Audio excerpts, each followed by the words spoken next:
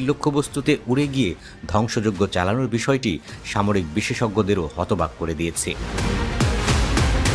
এই যুদ্ধে ইসরায়েলের পক্ষ নিয়ে আমেরিকা যখন হামলায় অংশ নেয়, তখন প্রতিশোধ হিসেবে কাতারে থাকা মার্কিন ঘাঁটিতে হামলা চালায় ইরান। প্রায় 11,000 কিলোমিটার দূরে থাকায় ইরানের মিসাইল আঘাত থেকে আমেরিকার মূল ভূখণ্ড সুরক্ষিত ছিল।